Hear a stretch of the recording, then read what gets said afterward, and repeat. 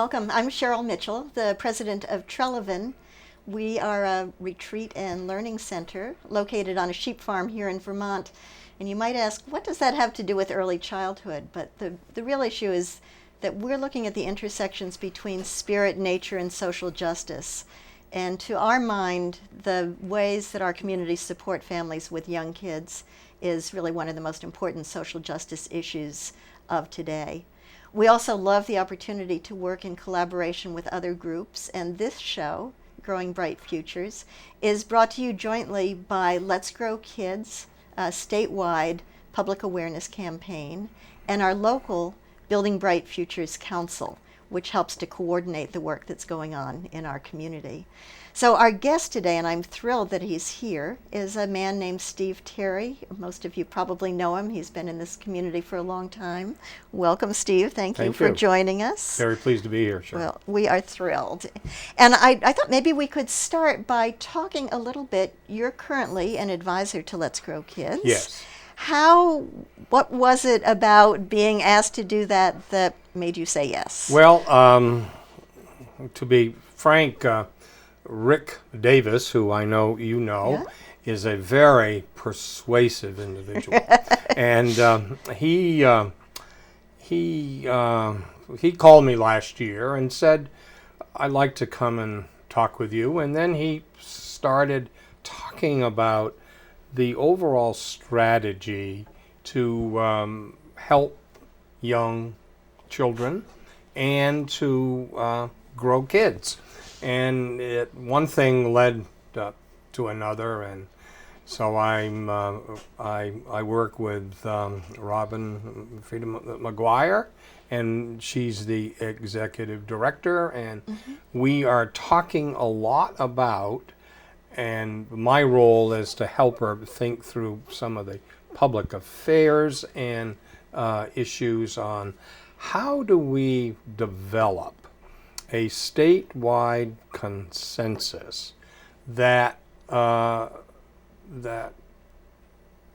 having to help young children age 0 to 5 is really an important investment in the future of Vermont. So it was that aspect of it that got me to say, you know, this is worth spending some time on. And you've brought a huge, varied background to this work. You've worked for senators, you've done newspaper work. Could you review for us just a little bit of your career history? I'm, and I always say this, and proudly a Vermont native, so I didn't know that. I grew up here in Vermont, went to University of Vermont. Then I started in the newspaper business. I actually started my first job at the Providence Journal in Rhode Island, but in the mid-1960s had an opportunity to come back to Vermont and cover the Vermont State House for the Rutland Herald and Times-Argus. And that was a very important time in Vermont, because we were in the middle of reapportionment, some folks may remember. And in any event, I did that for about 4 years. And then I joined Senator George Aiken's staff in Washington for 6 years. And that was also at a tumultuous time, 1969 to 75. Oh, wow. Vietnam, Watergate, and all the of civil that, rights and movement. it was such a treat to be there if you enjoyed that, which I did. And then I had the opportunity when Senator Aiken retired to come back to the Rutland Herald, and I spent another 10 years at the Rutland Herald and did various jobs. I started the Sunday paper at the Rutland Herald with others, and then when I left in '85, I was the managing editor of the newspaper. I had moved to Middlebury in about '82, so I was here then, although working elsewhere. And then I had always been interested in business. I'd always been interested in the energy business.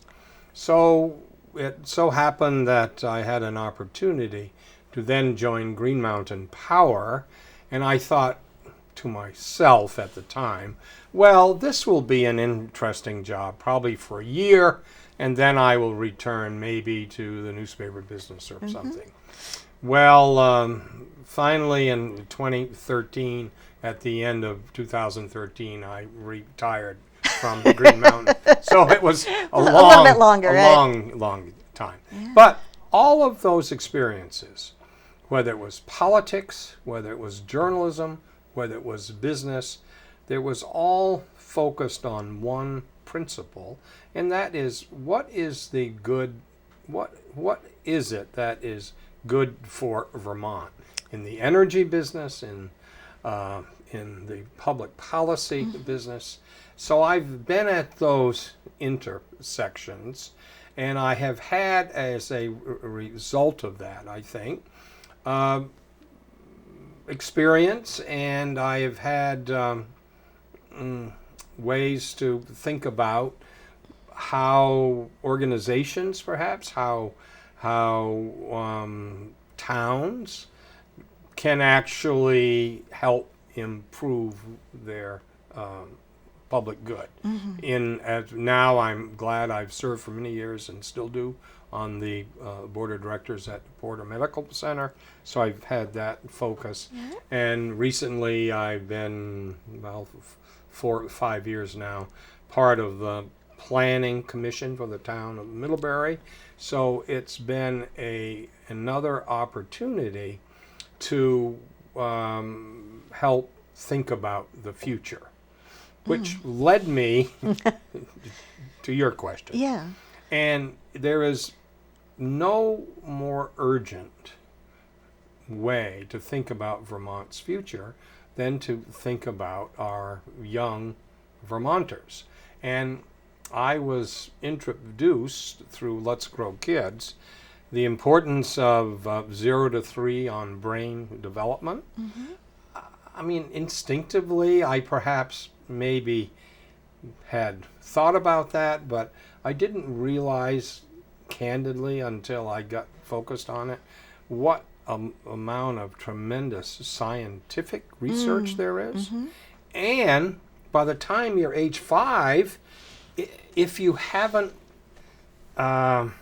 developed or had those experiences, you really start the rest of your life compared to others at a disadvantage. Right. And that's what has interested me. I'm also been very interested, I think, as all of us are, what is the future for Vermont? What is our economic future? What is our social future? And how are we going to increasingly compete?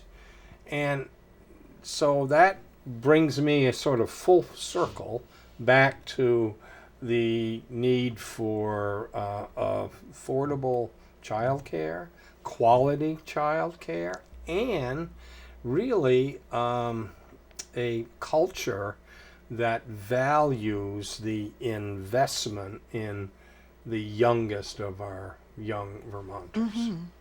So you work as a consultant or an advisor. That's your current That's role. correct. Yes, that's for correct. a number of different organizations. I do some folks in the energy business, still some in the agriculture food business, and this. And I'm curious, how are you helping? How do you advise Robin and the wonderful staff at Let's Grow Kids? What are the kinds of things you're encouraging them to focus on so that more people understand what you've just said? I think maybe number one, and you've lived here for many years, Cheryl, there is a certain cadence, rhythm as to how to, what I call, navigate Vermont. Right. By that I mean who can help you on certain situations. So it's perhaps bringing what I've learned there to that. But there's also, Let's Grow Kids is kind of the point of the spear on if we are going to have a public-private campaign Right. of a significant, meaningful campaign in the next several years. Well, you have to start now. You've got to build your partners. You have to, and I've heard you say before, the early childhood movement in Vermont can be, I think, use the term messy. Well, I think I have used that term. what, Right. what I gathered about that, and I'm now learning about that, is that there are very passionately held views, very passionately held people running different organizations, and they all have the same goal in mind. But perhaps in order to deal with the challenge, we're going to have to figure out how to harness Right. that collective, emotional, and important, passionate spirit. So that's what I've been thinking about. How do you build a grassroots movement first? Yeah. How do you educate parents? And how do you get them involved to help? How do you then, in turn, make sure this becomes a coherent message that gets to policymakers? I mean, as far as public policy, but as important is the private sector. One of the phrases that rings in my head is something I heard Mary Powell say, the current CEO of Green Mountain Power, when she said, "Babies are important to business." And what That rings well, what that actually. means is that it's important to keep quality employees, that they know while they're at work, their small children are in a warm and in a comfortable learning environment.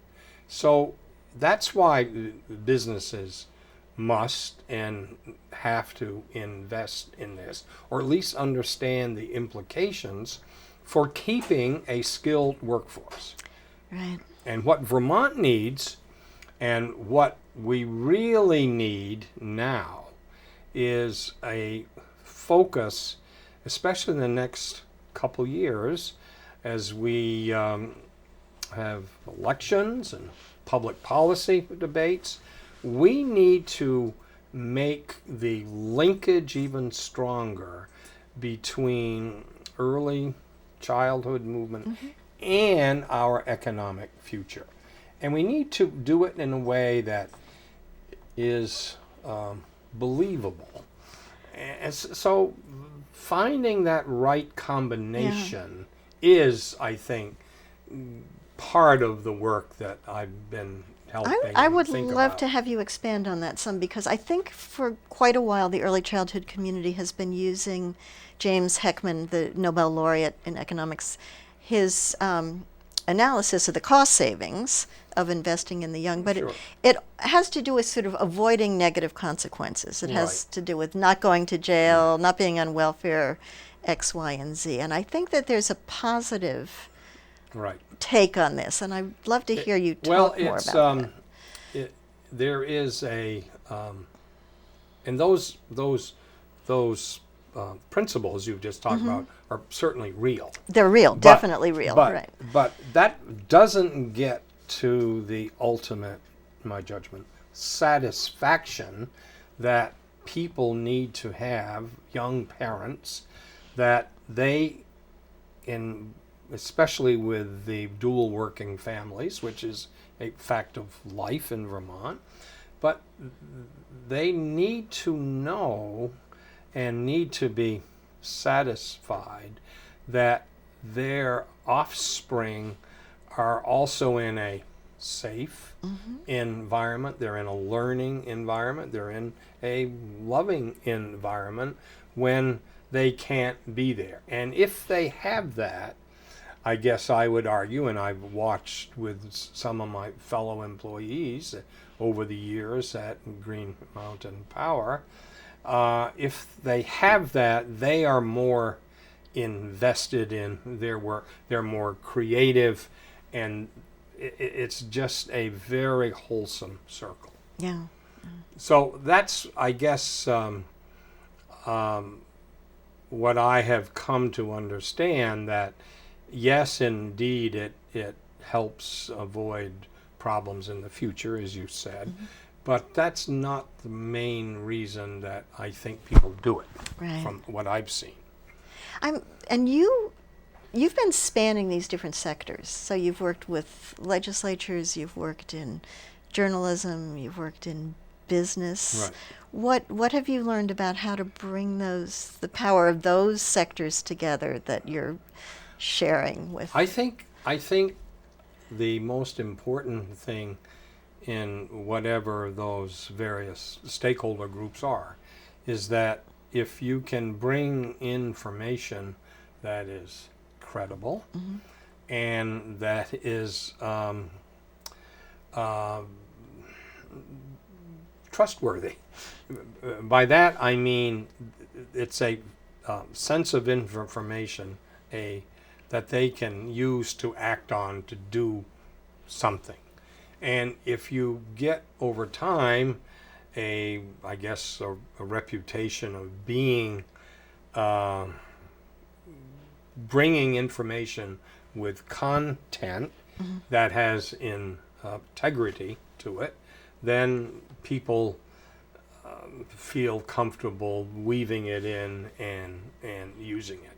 You know, one of the wonderful things that we know about Vermont, the value of such a small state, is that every person, whatever they do, is tested. And we must sort of live up to the opportunity to do our best. And when things go wrong, I mean, we're talking today after what's been a very tragic weekend in this state. So terrible. And what has struck me again as a lifelong Vermonter is that when tragedy hits people in this state, one part of the state, there is an outpouring of support. And I just don't know many other places in this country where collectively we as Vermonters feel that kind of pain for a family in Barre, no matter if you live in Middlebury, Bennington, or wherever. And there is power in that, and helping capturing that emotion in a constructive way to try to build a new foundation or future it's a valuable use of one's time. It's almost, I feel like what's happening is sort of what happened after Irene, and people just came together to... This will be one of those seminal moments in the state. I can feel that there's a new appreciation for the people who work so hard every day in a very tough environment in the Department of Children and Families. And I think a lot of people have been kind of stopped and saying, boy, that is difficult. And we as a state should value that. And we are also clearly in a evolving situation where pressures on families through opiate usage or whatever is just skyrocketing and increasing. So this is important moment. It in is. time. It's really an opportunity, to my mind, an Yeah. opportunity for our communities to come together Right. even more than they have I to agree. say, how can we support both the families and the people that work with them? Which So- brings us to the start of our conversation, Mm-hmm. which is that we have an opportunity to make new investments, private, public, Mm-hmm. and we are still dealing with, compared to most places in this country, a manageable population, Yeah. and that we need to think long and hard about different strategies. Yeah. I'm wondering, because we're getting close to the end of the show, if you'd be willing to step back for just a minute. You raised a child in this community. I did. To talk about what that was like, Right. what was wonderful, and Well, what you still see happening in the community.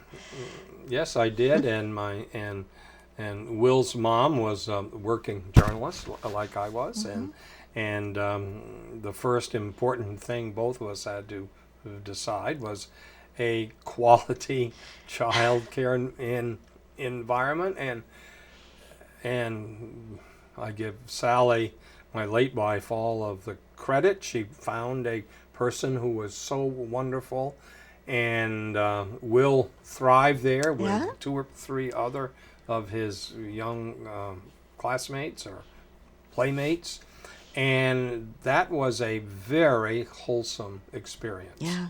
And but it was hands-on, and it was just quality, and that was important. And from that, I really think my son Will was able to, you know, do the Middlebury Public Schools system, and launched and went off to college and has done very well. And it sounds like you and Sally felt that comfort that you could go to work because We did. he was. We yeah. did. We did. Yeah. And that was an important fact in our life, that we knew that our son Will was in a loving environment, Yeah.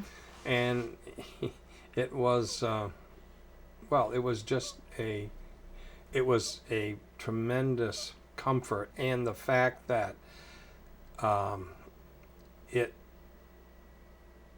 the way it sort of played out with his other sort of classmates, and how some of them have stayed friends all these years, Yeah. which has always been an interest It's to me. amazing. Yeah. But it's And I should because of that real quality. Of the person who was Person, right. providing the care. I should say parenthetically that it was also, I was working at the Parent Child Center in those days, Right. and when you mentioned the importance of good data and good public Yeah. information, and it was Yes. an article that your wife wrote and placed in the New York Times that really Right. saved the Parent Child Center and Interesting. moved us forward out of. So that issue of really good data and figuring Right. out Yep. how to get it to the public, I'm just really grateful that you're always helps. advising us. Well, Yeah, it always helps. Yeah. I'm wondering if you have dreams beyond what we've already talked about for how this campaign might unfold. Well, I would, my dream is that we help all of the participants understand this is a shared investment. That we simply, because we're a small state, we can't and should not, in my judgment, expect only public resources. And we are also fortunate, for the most part, we have a fairly motivated and generous private sector who understands the linkage between economic growth in the future and early investments in quality Yeah. childhood education. So, but the intentions are good, but you have to have a strong message. We've got to have a rallying mission that people feel comfortable about, and if we're going to succeed, and my dream is obviously we do succeed, but we have got to develop strategies to help people understand clearly why it is worth the effort. Yeah. And Vermonters are fair-minded people. If you help them understand what the end is and how to achieve it in a reasonable way, for the most part, they will respond. Well, I'm just incredibly grateful that you're Well, thank part you. of this effort. I loved what you said earlier about because we're a small state, because we know each other, we will have the opportunity to each be tested individually. We Yes, can't say right. it's somebody else's responsibility. And we also have this great opportunity to come together around this. So thank you Thank you. very, I was very much, Steve. Pleased to be with you. Appreciate it. And thank you all for watching the show today. We really appreciate your spending the time. If you would like to get in touch with Steve, his contact information will be coming up shortly. And I would also encourage you, if you have public education or issues that you would like to get out to the community, that you contact the people here at Middlebury Community Television. They are amazingly wonderful to work with. You really don't have to know anything about television. They'll hold your hand through the whole thing. And we're just very grateful that you were joining us here today. We hope you'll watch another session at some point. Thank you.